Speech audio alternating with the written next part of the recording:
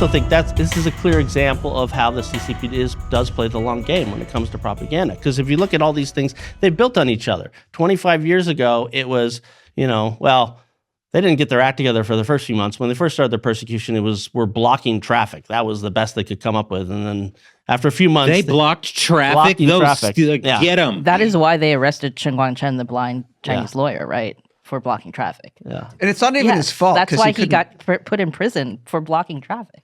Wow. So that was the initial thing, I didn't right? know that. And then they put forward the cult thing, and they ride that out for a few years. Then Trump comes along. Now they're starting to sprinkle in racism. This is very clearly the long game to try and malign Falun Gong, and to some extent, it's having some traction. Well, so what is the end game? Because it's not like Biden's going to start locking up Falun Gong. I don't know if there is a rational end game when you've got your back against the wall. I mean, if you think about what the CCP has done to Falun Gong alone, let alone other groups, systematic organ harvesting for over a dozen years, right? The kind of torture, the kind of killing, there's just no backing down. The only thing you can do is stave off the inevitable, honestly. And I think some that kind would of global recognition. Some kind of global recognition. Now, perhaps they think, certainly they can't, Falun Gong's not going away. They know that. Perhaps they think there is an end game where if they can get enough of this propaganda to have enough traction and enough people to turn against Falun Gong, maybe they've got a way out. Maybe. So like if the U.S. media is focusing on Falun Gong as a far-right racist cult, that's not a conversation about the Chinese Communist Party is harvesting the organs of Falun Gong. Exactly. Wow. Well, so one of the problems that we're going to see is like if you look at Biden's China policy, like he's been, I think, not ideally like what I'd want to have him do on China, but I think he's been pretty good, right? Like he's pushed forward some of the sanctions. He's got the CHIPS Act. He said, he's called Xi Jinping a dictator twice. He said we're going to defend Taiwan, like all these things, right? And the CCP does not like this. But the problem is that Biden is really not Trump at all. And so they can go after Trump, but what if they also go after Biden, right? And then they've got a problem where now they've alienated all the Americans, right? And the more Biden does on China, especially if he does something specifically towards Falun Gong, which I don't know if he will, but then the Communist Party is in a real pickle, right? It would be worse if Biden was popular. Yeah, and I think there's the sort of going after the political figures, yeah.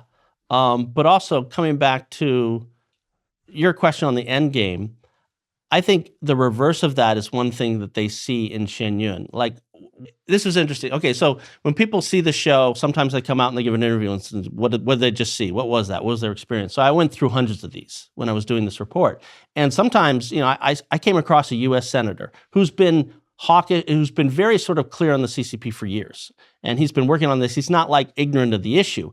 And he came out of the show, and one of the things he said is, that was the first time I could see clearly what a benign, friendly China would look like. And it was like for his mind, it was sort of, because the slogan is China before communism, but the implication is what China could be if communism goes away. China after communism. China after communism. And I think time to change that slogan. The U.S. senator saw that and said that was very, very clear. And that clarity, I think, is another thing that really, really scares the CCP. The same way that Taiwan scares the CCP, right? That's a China without communism. Yeah.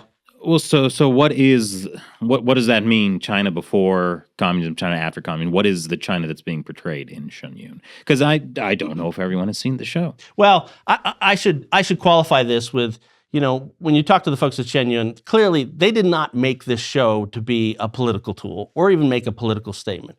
It's very clear that their mission is, okay, this was a beautiful, very profound culture that has universal value to everybody before the communists took over. Let's, first of all, save that from being destroyed. Let's figure out a way to share that with the world so that they can see how beautiful and just sort of how wonderful that culture is. And because they really believe that this has something that's very could be beneficial for the world. And you see that if you watch the interviews of people coming out of the show, people talk about hope and being inspired and like wanting to be a better person and all this kind of stuff. So, and I think the creators of Shen Yun, that was the goal, because they see that's what authentic China culture really does to somebody. It really uplifts them. So that's what they wanted to do. So that's sort of the impact. But again, I think that's also the thing that scares people, because they don't want, it scares the CCP, because they don't want everybody coming to the conclusion that the senator came to, that, oh, this is not only the real China, but it looks really good without the CCP. Right. I mean, in fairness, though, like there are some, because I've seen Shen Yun and like maybe there's like 20 different like individual pieces, right? And like, you know, a couple of them had like a political message, right? So it's not like completely out. It's not completely apolitical. Well, I think from when I talk to the folks at Shen Yun, their perspective on it is, let's tell the China story, which is 5,000 years long and has all these dynasties. But a part of the China story, not just in the modern era, but in previous eras, is, you know, what's happening to Falun Gong. So, and yeah, that's certainly the part of the performance that the CC probably likes the least. Well, that's very interesting, because one of Xi Jinping's propaganda pushes was to tell state media and all these entertainment apparatuses to tell the China story well. So we should tell Xi about Shen Yun. They should put this on. I bet he knows about it. Yeah, You think he does? I think he does. Yeah, I mean, there's a long and proud tradition of countries around the world having their like soft culture through Soft power. soft power, yeah, through dance. I mean, the U.S. has been doing this since probably the 50s, and you know, China's certainly been doing it. I mean, Russia used, or the USSR, the Soviet Union used ballet, Right. Yep. which was somewhat undermined when people defected. And they also got Zangief in Street Fighter, which was great, but only undermined by the fact that he was really the hardest character to play. Okay. Sorry, guys. If you want to learn more about Street Fighter, I have a great episode on Gamers Unbeaten about Street Fighter and globalism. That's the best I can do with that. Yeah.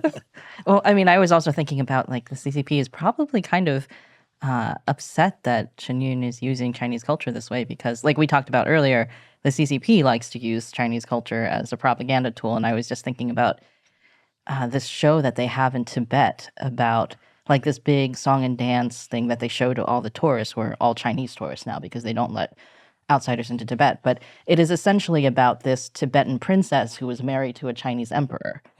And the point of this whole production is to essentially solidify the CCP's claims over Tibet, right? Is to like put them in this historical context where you see like Tibet's been a part of China, you know. But there's a historical inaccuracy there, which is that happened during the Yuan dynasty, which was the Mongol dynasty, when the Mongolians under Genghis Khan took over China.